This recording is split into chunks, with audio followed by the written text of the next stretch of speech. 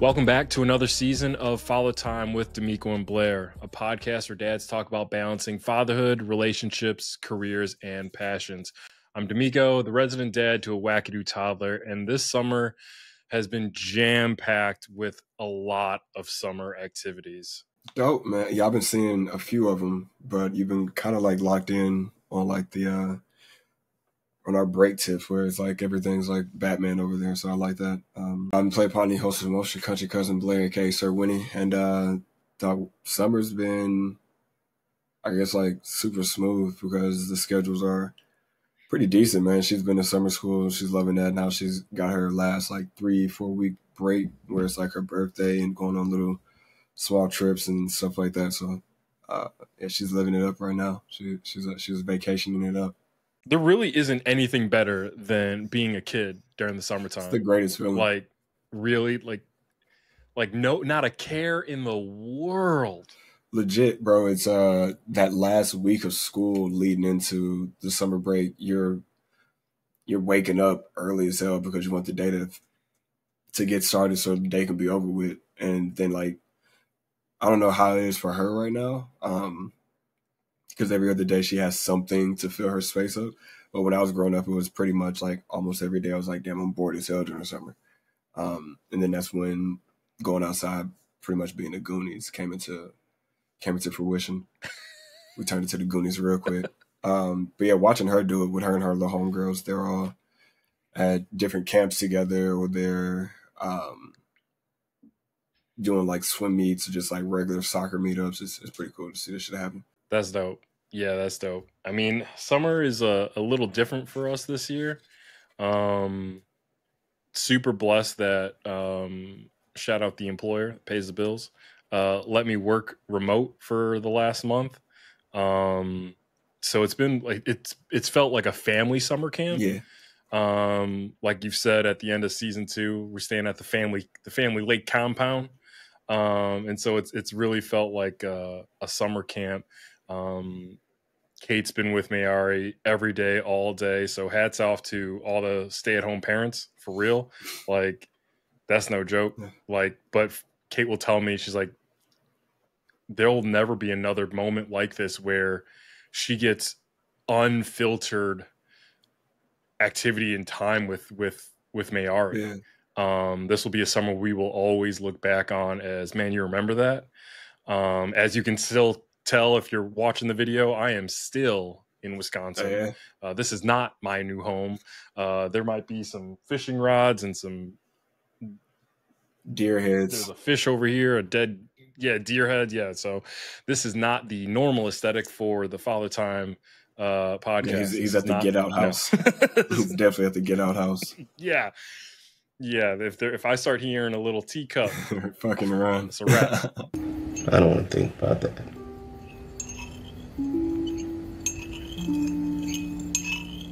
It's a wrap. Around, yeah. But yeah, no, it's been a really interesting summer. Like I said, not having to go into the office has been nice, but also like I'm ready to. Nothing against the great state of Wisconsin, but like I'm ready to get back to Chicago so bad. Like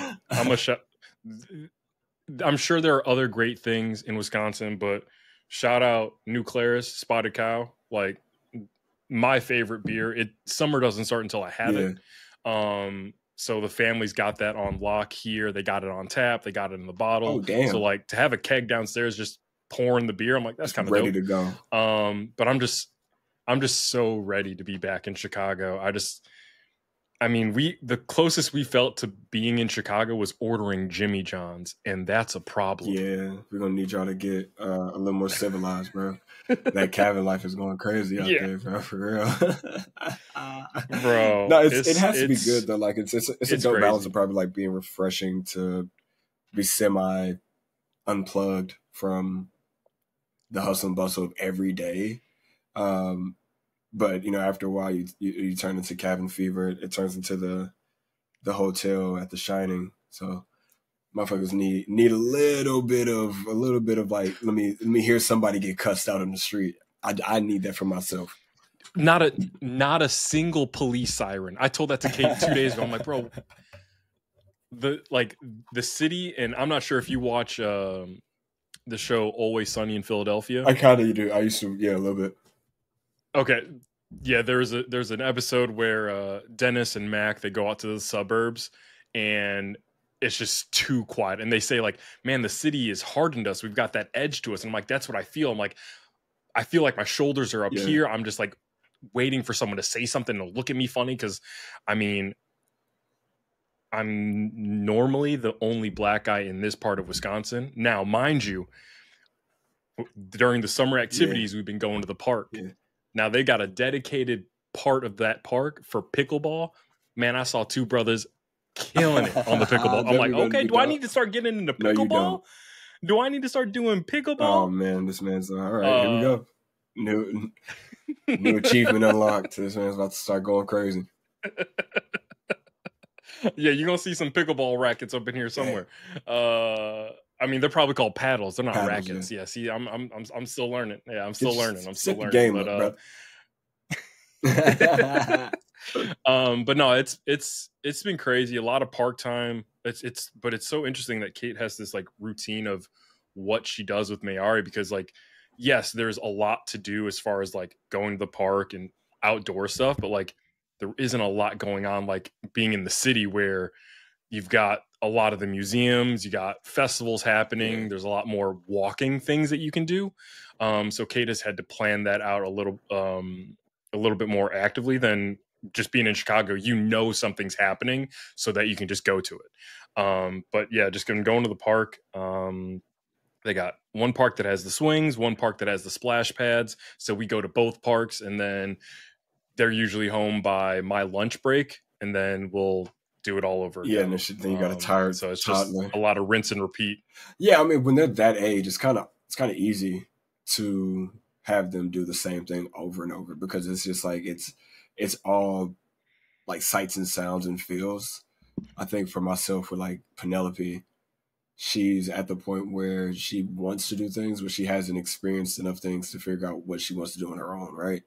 So we're happy for the camps and for hanging out with her friends, so then she can get ideas of things that she can do. And I think we're both in the same boat, kind of. I don't know how your friendship is with people in the city, but myself and Hannah being the actual parents of Penelope, and then myself and my wife, and then Hannah and her boyfriend Ryan, like none of us have friends who have children who are 8. So in a sense, when it comes to like trying to build relationships or have things for Goose to do, it's like I have to stomach a lot of these other parents. And I think that we came in here without a conversation, and I think we just found one. We found it. I had plenty to talk about. Yeah, I had plenty to talk about, because there's definitely something I want to have your input on. But yeah, making friends as parents is definitely one thing that, like, we have been in daycare going on a year now, and since the daycare we've been invited to 5 birthday parties, and being invited to 5 different birthday parties of people that we've never met. It's very, I guess it goes against the grain of that millennial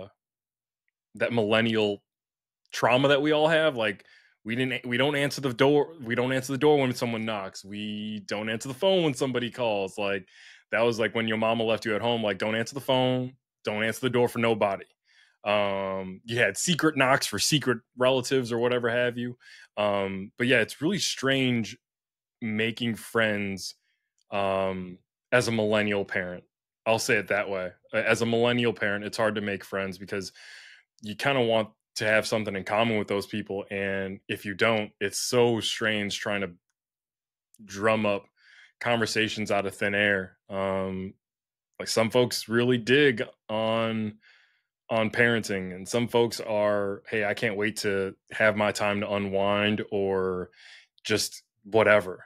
And that's the crazy thing to me, is like, that's why I love this podcast, is because usually we're talking to dads that love being dads and that are proud of being dads.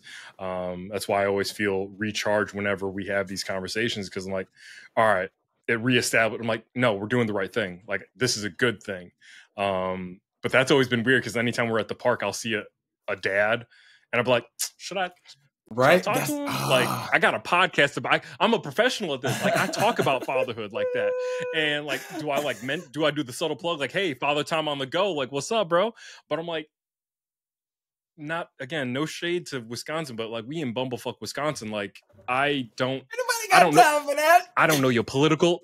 I don't have your political affiliations on deck. Okay, this conversation may change so drastically. Based off the state you're in, I feel like you could get a semi understanding of who voted for who and what's going on. But no, I get you, bro. Like, because it kind of goes into a not fear thing, bro. It's kind of odd, but it's like, am I trying to, like, how long am I trying to have a relationship with you as a person? Because like our kids are going to hang out and they're going to be fine because kids be doing kid shit and they can find different ways to go up and down the scale of what type of kid shit they're going to do. What am I going to talk to you about? And what's sad to say about a lot of the fathers that I meet, a lot of the men in general that I meet here in Oregon, is they have a hard time of looking at me and not want to instantly talk sports. And it's like, what about me gives off basketball and football vibes? Because everything that I wear says golf on it. And the first conversation you fuckers have to me is like, hey man, so what's my daughter tells me that your daughter says that you guys are from Chicago, so you a Bulls fan? Get the fuck out of my face, man. Get the fuck out of my face, man. So that Caleb Williams guy, man, you guys got a superstar in your hands, huh? Like, get the fuck out of here. Yeah. Oh, you like the nail painting? Yeah, how do you feel about the paintings? Don't have that. Don't have that conversation with me.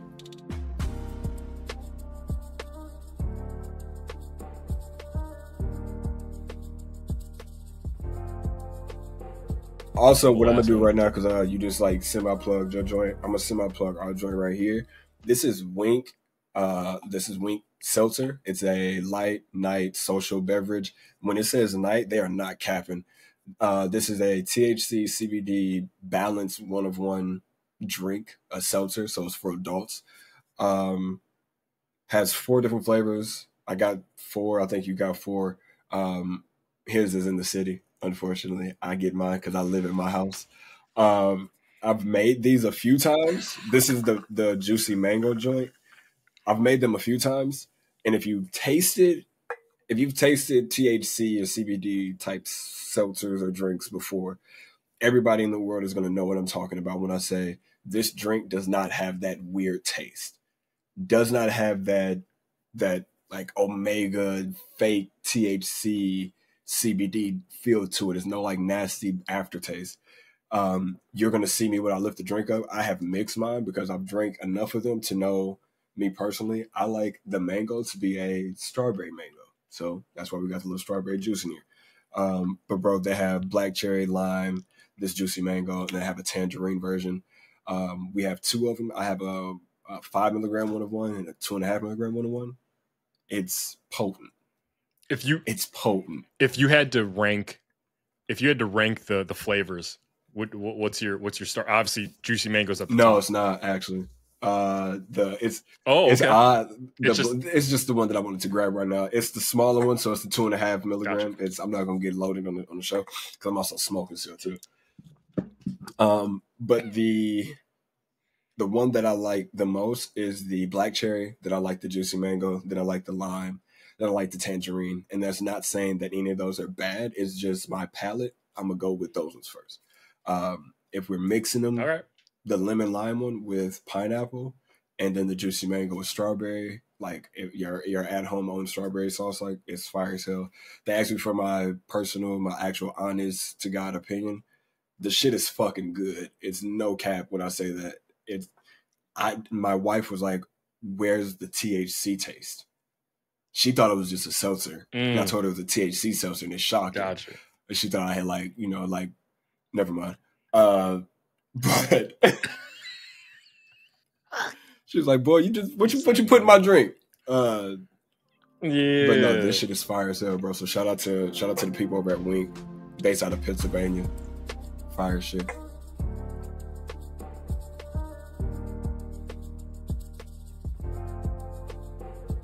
But yeah, like going back to the making the friends as millennial parents, man, like that is, I got to know that I got something in common with you other than the fact that our kids hang out. Because then we got to talk. And if we're not talking, then it's just weird. And I'm like, then we're both waiting in the front of the movie theater or wherever our kids are. And that's at. my thing. Like, I'm not trying to just sit on the bench at Get Air and not talk to you.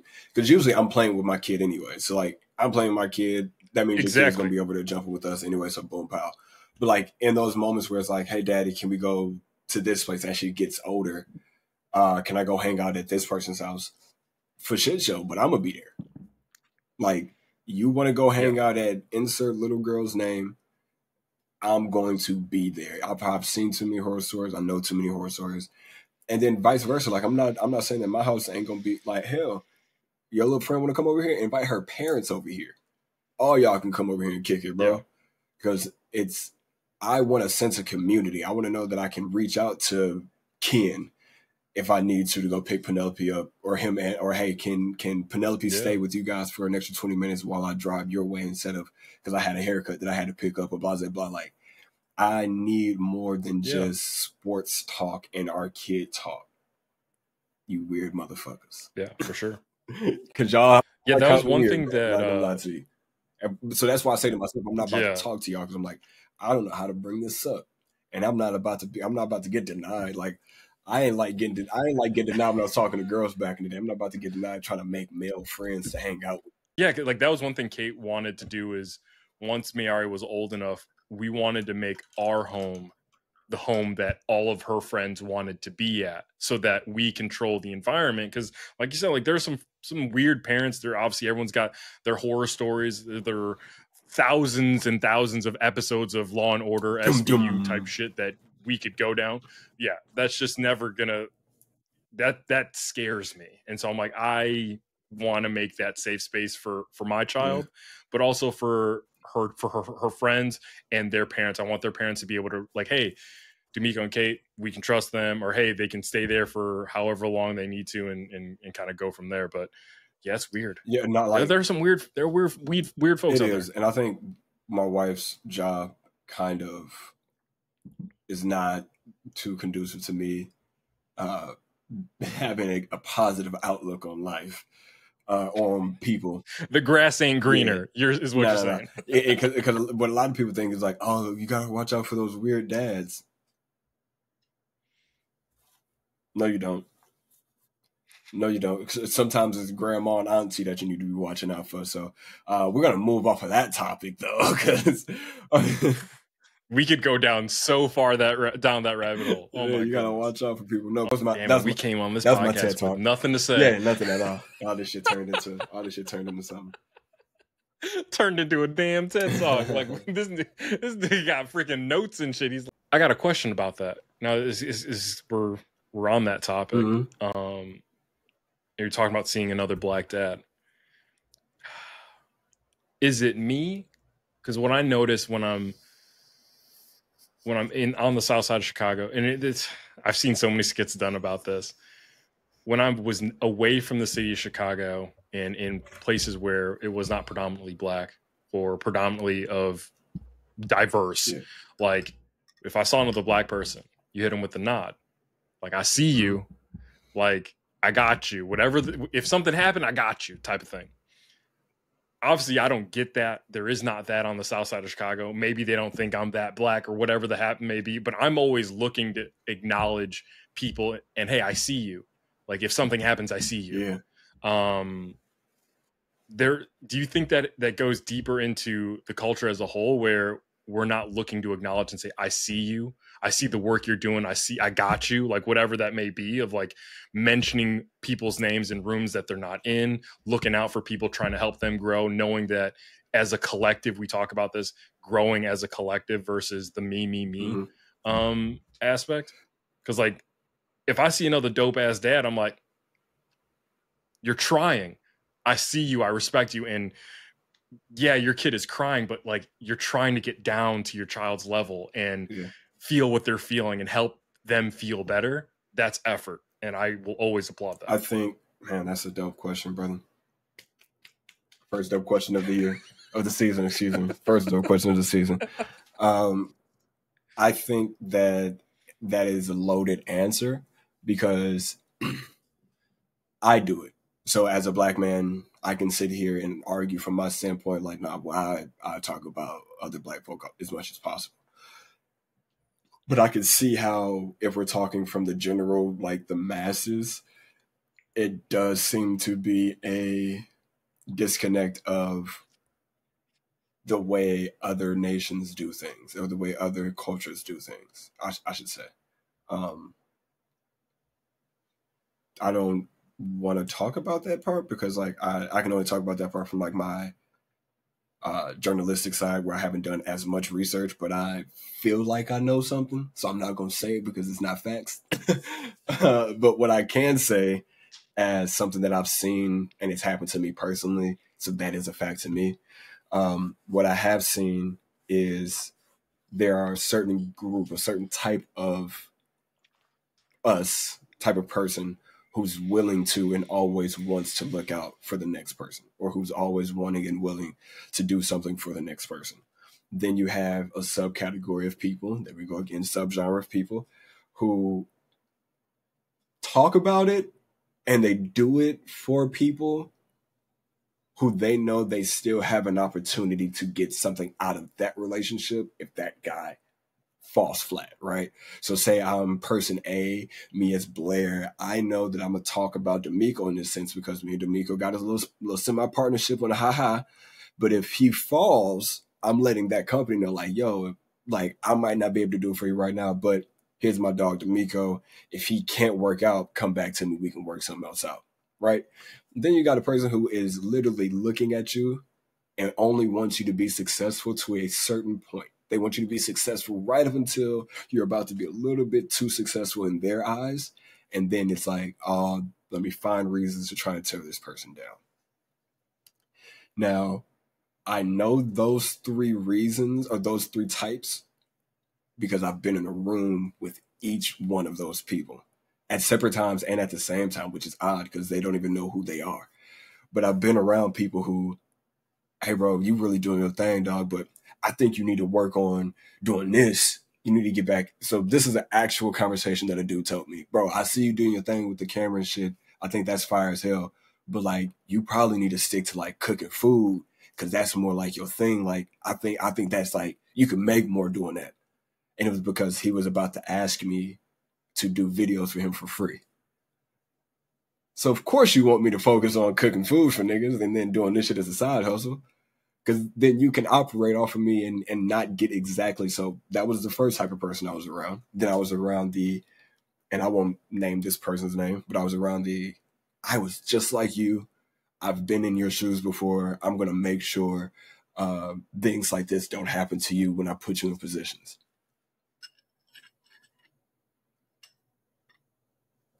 That was me sipping tea because ain't shit happened yet. And then you know of people because you see them, like Toby Nwigwe, who puts on everybody in his circle. But that person came from C, who came from Eric Thomas, and all that. Like, so the linear view of relationships that some people have, the olive branch view of relationships some people have, and then the non-existent view of help relationships that some people have are three separate situations. And then you just got the person who wants to just support from afar. I've taken the black out of the support aspect. Long-winded, sorry. And now it's just the support. Who is going to support? Because, again, with those three groups of people, I've seen whites, black, Asian, and like Vietnamese and Thai is what I would say is Asian descent. And then I've seen Hispanic people ride out for their people, support like crazy. And It's like niggas is begging for help out here. Sometimes, dog. The people that we've asked for help from, it's wild because like they haven't hit us back, but it's the people who see us from afar. Buena gente. Honor roll golf. Broccoli. Who else am I missing?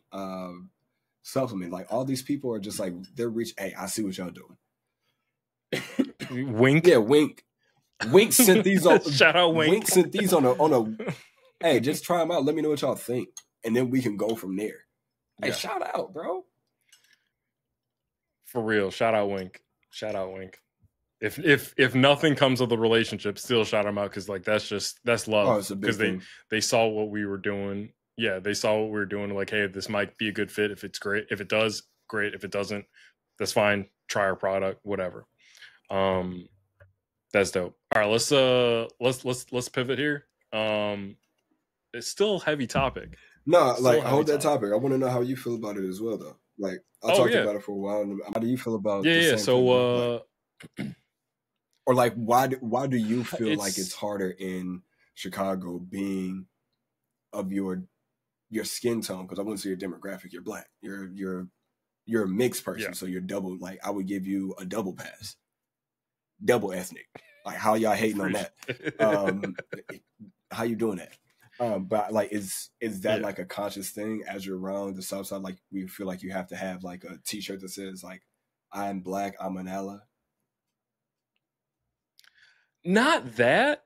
It maybe just be a human thing, to be honest. Like, even when I go into the office, like I'm looking to make eye contact, looking to make a connection with people. Because I mean, there's just so much shit in the world. Like, sometimes you just need a smile. Like, and like, like I don't know what this smile may do, or this head nod, or this sense of acknowledgement may do for you. Not that I'm doing it for you, but like, this might make your day, bro. Oh, yeah.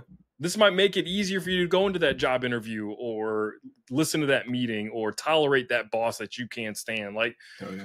whatever.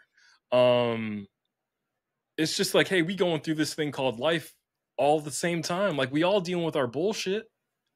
Like, hey, I see you out here struggling, working 2 jobs, struggling to pay the rent. I see you out here wrangling your 3 kids at the park. Like, it's a struggle. Everything is a struggle. Like Kate will come home from work and she's tired. She's exhausted. I'll come home from work and I'm exhausted. We do 2 very different jobs, but we both equally tired.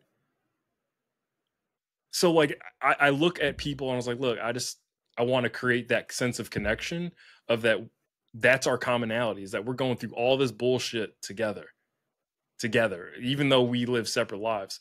So it's not about like the whole like being black thing. Like, I think that's a Chicago thing. Cause again, there are videos that people say like, I don't know. Cause if you nod up to the wrong person, that might send the wrong message. And I'm like, okay, I get that. I'm like, all right. Yeah, and so I'm always a nod down guy. It's always about respect, because I'm like, I don't know, I'm not pissing off nobody. What's going on, black man? I ain't inviting no trouble. Exactly. Yo, I see you out here. I see you out here. Oh, I couldn't call it. I might spoil it. Yeah, like that is like, it's that whole thing. Like, I am not trying to be confrontational at all, because that nod up, that might start something. Like, what the fuck you trying to do? Like, what's up with you? Like, what you about to do? No. I meant like literally, what's up? No. Whoa, what's up? What's up? Like, hi, what's up? Like, what's up? How you doing? like, yo, let's dab up. Yeah. Next thing you know, your head is in the fucking break your neck video about Busta Rhymes. Break your neck, nigga. Yo, I remember Kevin Hart had a skit like, I ain't trying to fight. My move is give me hugs. Come on, man. Let's just give me a hug. We're too grown for this. Give me a hug. Yeah. All right. So exactly, man, yo, we all don't pull the muscle and shit. Anybody got time to fight, bro? I got work tomorrow. And in Chicago, you ain't tussling, and that's another fear of mine. Niggas is shooting. Ain't nobody got time to fight. I don't want to be a headline. I don't want to be a headline. And it's on either end of like, that. I don't either interaction. I don't either, but I protect myself at all costs. I have a daughter and a wife to come home to. As you should.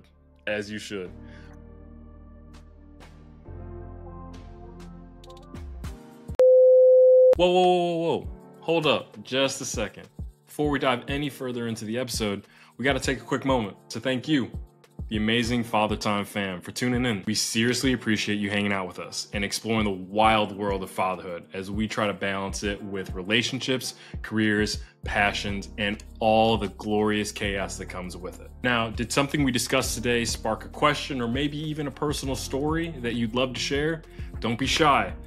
Drop some knowledge in the comments or slide in the DMs. We'd love to hear from you. Oh, and be sure to follow us at Father Time Pod on all social media platforms for exclusive content, behind the scenes, and much, much more. You won't want to miss it. Last but not least, be sure to hit that subscribe button if you haven't already. We wouldn't want you to miss out on a single dose of Father Time wisdom or laughs. We do our best. All right, that's enough from us. Let's get back to the episode. Peace.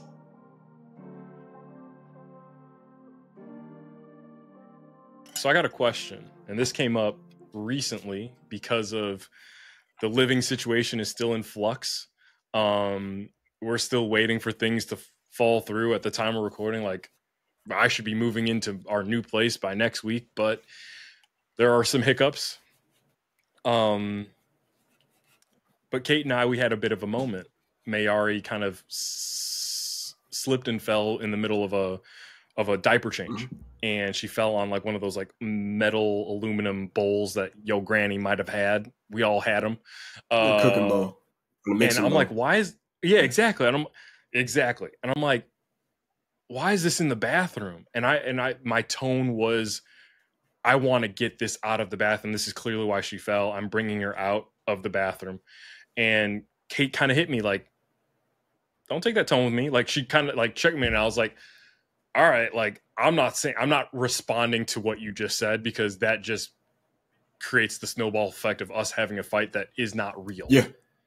And so I backed away, and I was like, I had Mayari in my hand, try to get her to stop crying, and just cooled down for the rest of the night. Obviously, I forget who said it on the podcast, but never going to bed angry. Fish. Like, I remember saying like to Kate, I was like, hey, I love you. Like, I didn't, because some people hold on to that. Like, I'm not going to tell her I love her before we go to bed. I'm like, no, I'm not doing that. Like, we're not kids no more. That's some high school shit. Like, we ain't petty like that. I'm not petty with my wife, my partner, my best friend. But yeah, so we go to bed. I say I love you, go to bed. I wake up, and the next morning it's still kind of quiet. But then we're off to the park, and so we kind of talk about it. She asked, she's like, are you ignoring me? And I was like, no, I'm removing myself from the situation because I'm still processing what and how I want to communicate with you. Like, I don't want to say it in the wrong tone, and like, know that the tone was not directed to you or at you, but towards the situation as a whole. And so we talked it out, and she kind of made me see, and I've never really admitted that this was the case, but she's like, De'Meco, I think you have anxiety. Because I was telling her, it's like, in my head, I have all these ideas of how our family should operate and the systems we should have. Like, hey, every night we should like do the dishes, make everything's clean, so that the next day we can just do the next day activity. We're not cleaning up yesterday's mess in order to make room to do today's activity. And so like, I'm always, that's why I do the dishes, I do the laundry, whatever, just because I'm like, I just want to make sure it gets done. I want the house to be clean. I want it to be operational. Obviously, I mean, having a toddler, shit ain't never gonna be clean, but like clean enough. I just want bottles on the ready, you know? And so with her telling me, she kind of reminded me, she hit me with a Bluey episode, and I was like, oh shit, I gotta listen to this. She hit me with a Bluey episode, and this may be a clip we can add to it or not, but like, there's an episode where Bandit, the dad, they're at the beach, the whole family. Bandit is just chilling. His daughters made him into like a buried mermaid type thing with sandcastles and shit. And you can just see this blank stare on his face. And his wife, Chili, will just looked at him and was like, let it go. Let it go. You're missing this, as in pointing towards his kids having the best of time. And Kate looked at me, she's like, you're missing this. And I was like, oh shit. Like, this summer camp that we're talking about, the this time at the park. I'm missing it because I'm trying to, like we talked about all the time, like I'm so far down the timeline of what makes us dope. I'm trying to make sure we follow that path to get there. And in those moments, I'm missing my daughter actually experience the fun instead of experiencing the fun through the pictures of like, oh man, I remember that time. And so to think about like, oh shit, yeah, I do have that anxiety of wanting to provide the best life. Cause like we've talked about it. I'm like, I know my daughter's going to be dope. I know what this podcast is going to be successful. I know that my relationship with Kate will be successful just because we've decided it to be so. What do I do to make sure that keeps happening? And I have to remind myself, like, it's going to happen. Just be in it because it will happen because I want it to be that. And so like I thought about this was going to be a topic that I was going to bring up, and I was like, I'm thinking about going to therapy. I don't know. Like, again, we've said, like, it's not clickbait. We're not saying dads have anxiety, but shit, like people have anxiety. I'm having anxiety about wanting to provide the life that I know I can provide for my family. And how do you do that? Now, obviously, I mean, I think we're just on that path of doing it. I'm never going to get there faster than I'm supposed to get there. Like we talk about that with the podcast. We want all these deals. We want merch. We want all this stuff. It's not going to happen faster than it's supposed to. And I have to keep reminding myself that. I'm not sure if it's a thing that people say when like they're in AA, but I remember hearing something like, let go of the things you can't control. If you can't control it, like there's no reason to hold on to it. And I'm like finding myself ever since Kate mentioned that to me, that about anxiety, I was like, control what you can only control. Like I can't control how people, like we pour our blood, sweat, and tears into this podcast.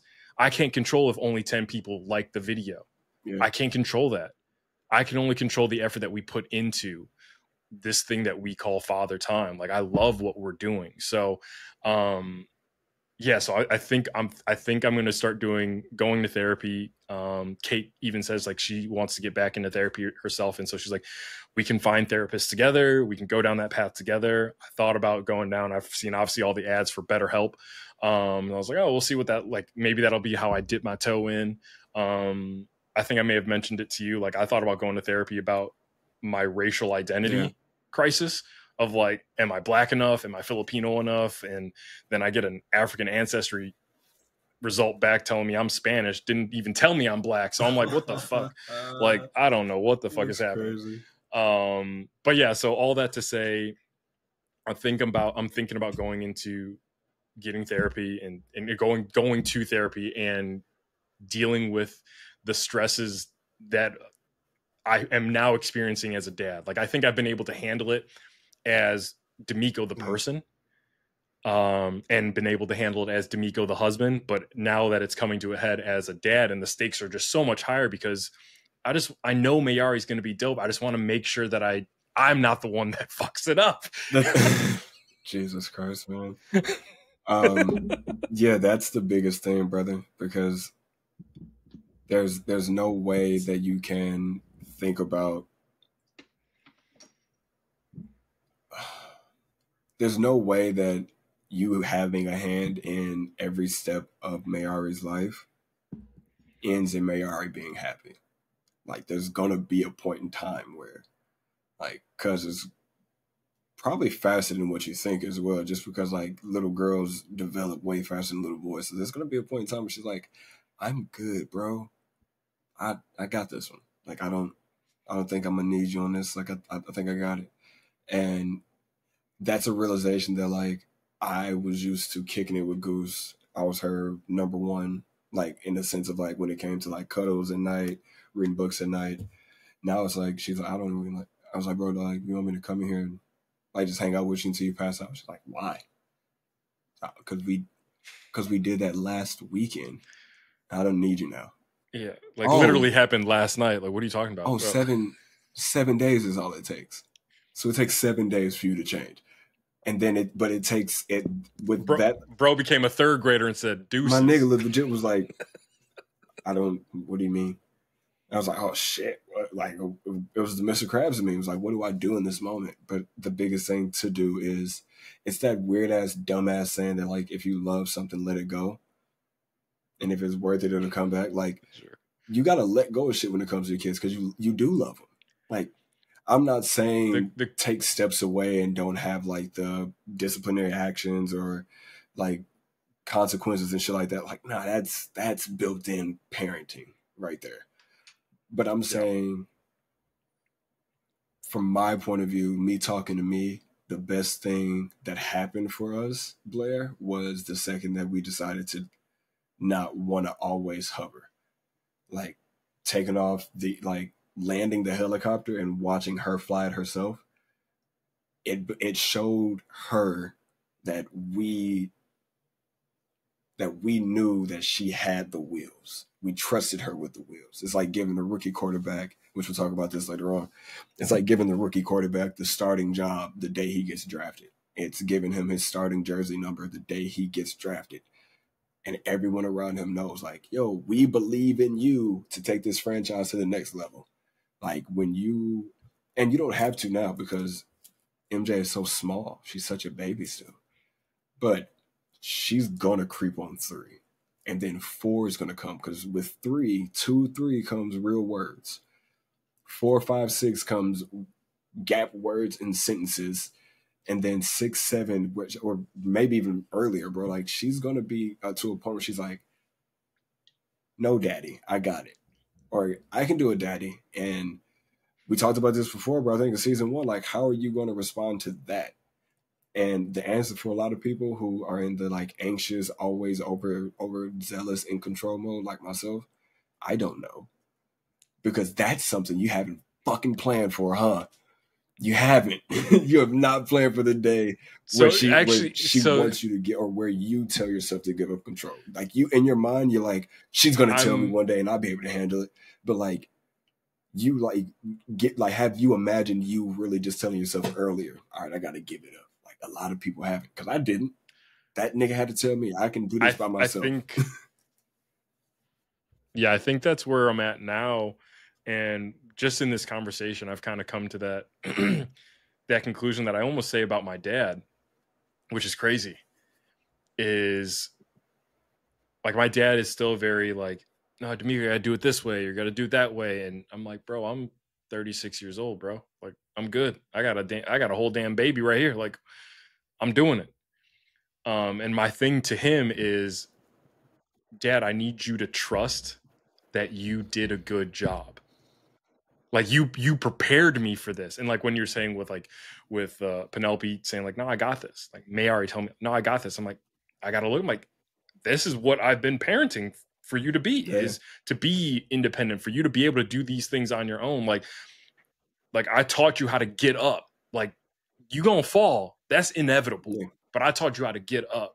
So like, I got to let you get up and go. Like, so I got to remind myself of, like, just taking my own advice that I give to my own dad. Like, bro, like, ease up. Like, we got this. Like, this is what we worked for. Like, and again, not practice. Yet. We talk about practice. Not yet. You still exactly. Repping. Still not yet. With, like, I'm with not, MJ. Yeah. Like, MJ's still being repped up, bro. Like, time. But with the reps that you put in, but it's not even. It's I think with my sorry to cut you off, with my fear in that space as a dad, it came because I was not always around Penelope. Like, I was there for the first 8, 9 months, 10 months, or 9 months. Then me and her mom split up, and it took a year, 2 before I actually solidly got my daughter back, at least like visitation wise. And then another year after that before she was like coming to my house, me and her going on dates together and like building that relationship. So Penelope was 3.5, 4 when our relationship started. So in my head, when I got her, when me and her started hanging out again, she was still 9 months.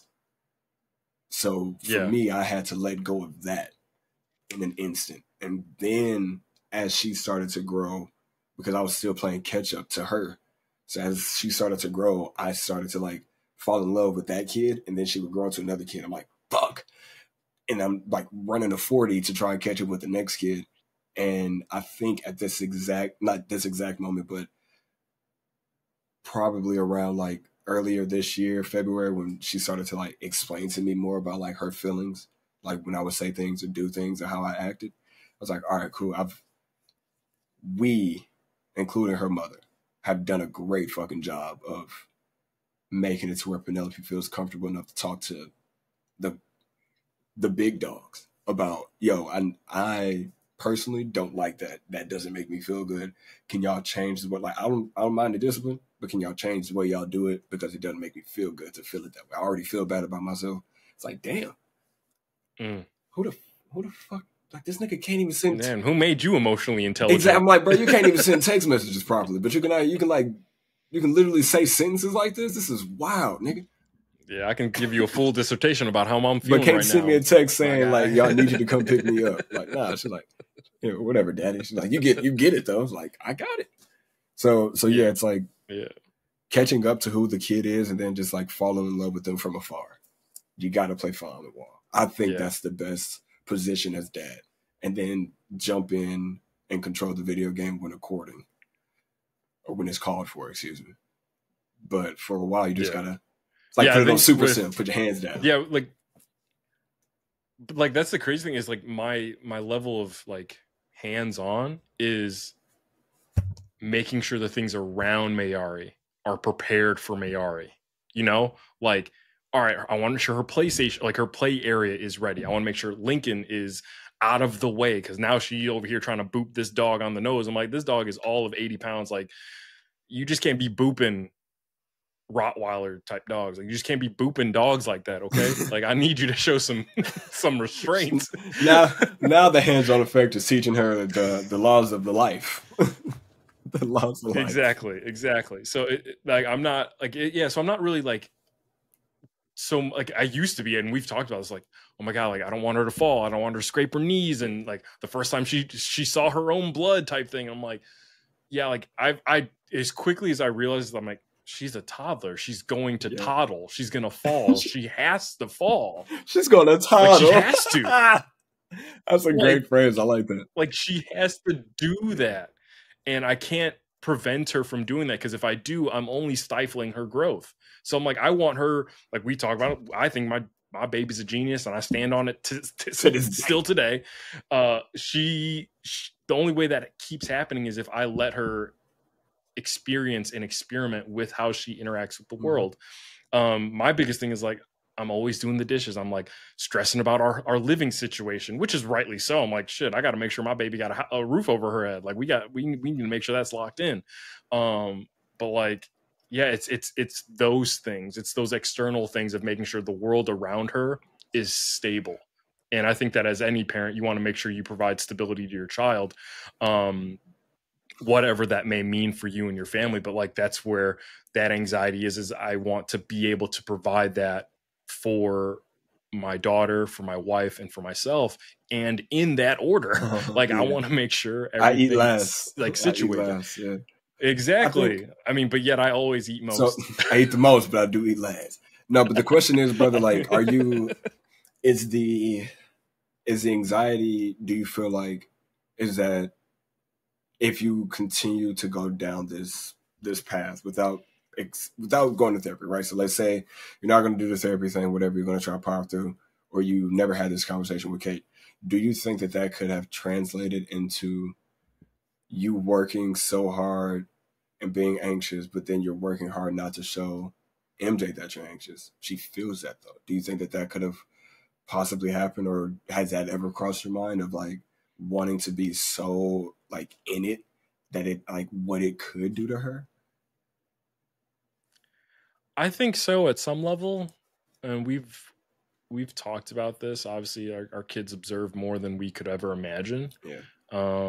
We talk about that with like any of the times we talk about Ted Lasso. It's like it's exhausting to put on that smile, and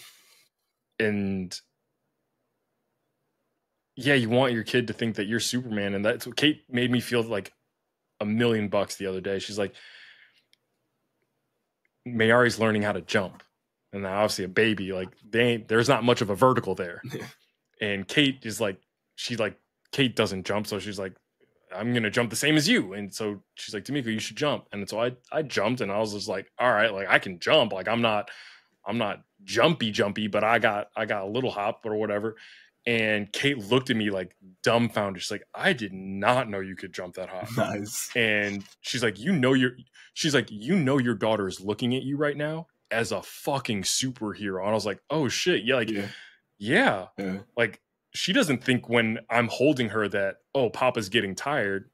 It's like, no, I'm gonna hold you for 5 hours and the sciatica in my back gonna flare up, but I ain't gonna drop you. And she thinks I'm a superhero. And I was like, oh shit, like my daughter thinks I'm a superhero. And in that moment of Kate and I talking about anxiety and what it was doing to me, and what it could be doing to our relationship, she's like, the reason I responded with watch your tone is I wanted to make sure Mayari saw me stick up for myself with you. And I was like, that's warranted.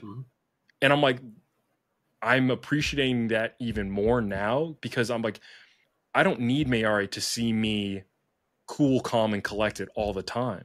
She needs to see that vulnerable side of like, she needs to see her dad, her papa say, hey, Kate, I'm sorry about how I delivered that message. Like she needs to see that's what a functioning relationship is. It's not this any type close it all down, suppress it. Yeah, like it's about communicating. And so that was in that moment I was like, all right, so she can see this side. So I'm less like worried about her seeing me sweat, because I'm like, that's life. Like that's just what it is.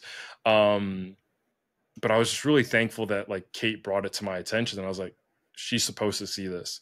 This is what perseverance looks like. This is what effort looks like. This is what giving a shit looks like.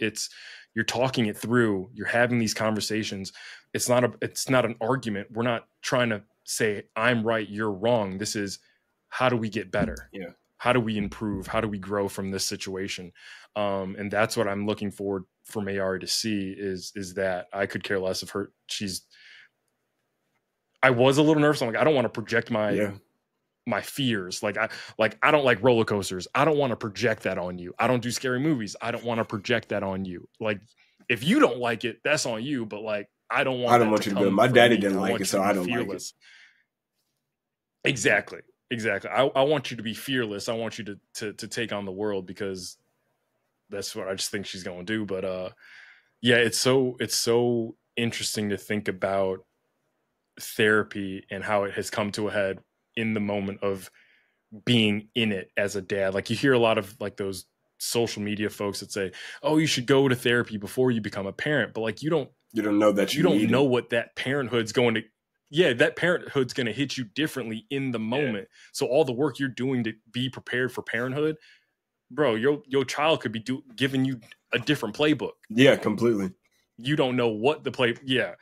And you over here running prevent defense, and this motherfucker requiring man-to-man defense. Okay, like let's just ain't no shell working on that. No, I think that it's a dope option, and I'm glad that you're looking into it and thinking about it. And to any of our guests listening right now or watching right now, this isn't a call to arms or to get like you said earlier, no clickbait or anything. But if you do feel like you need someone to talk to and there's nobody really to talk to, I would 1,000% suggest reaching out, trying to find some type of therapy, some type of group that could help you out. But therapy is definitely the way if you want to be able to like find the source of why it is that you're going through what you're going through. I think that's one of the greatest things that you could do. It helped me out. I was very against it. Especially when I had a white lady talk to me for the first time, and I was like, who the fuck is Barbara? And then it got to a point where I was calling Barbara on days that I wasn't supposed I was calling Barbara on days I wasn't supposed to talk to Barbara, and I was talking to Barbara how me and you talk. Like when I call you randomly, I was talking to Barbara like that. She was like, you want me to get the voice message set up? Like, no, I'm good with this. She's like, all right, cool. And I can hear her pacing through, doing her daily shit, and we just talking because like, yo, if something just happened, I don't know how to really process it. Like, walk me through that. And I want to say shout out to Barbara for her great help on helping me identify things in the past that has helped me see trigger points now and allow me to be a better parent, because I need to stop fearfully parenting my kid and allowing her to do the things that I couldn't do. A lot of the things she's doing right now, I'm like, damn, like I would have gotten in trouble for that. Or like my mom probably wouldn't have like signed me up for that, but like she gets to do all the shit. So like I'm like, all right, go for it, nigga, go crazy. And then my current therapist, Jesse, shout out to you, Jesse, and he's a Black dude, and this is my first time having a Black therapist. But he's helping me identify anger triggers to where I'm not stuck in an anger cycle when I'm talking to people that I love, or while I'm here on the podcast. So it doesn't turn into a TED Talk for 25 minutes. It can just be a quick little conversation and get it over with.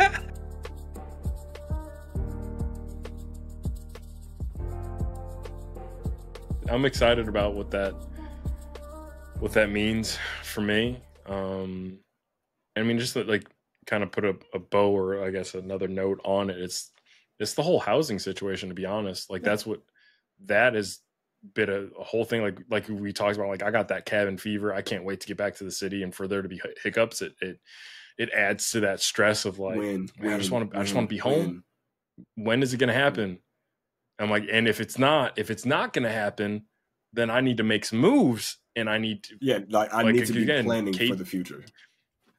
School starts soon. Kate has a specific time. Yep.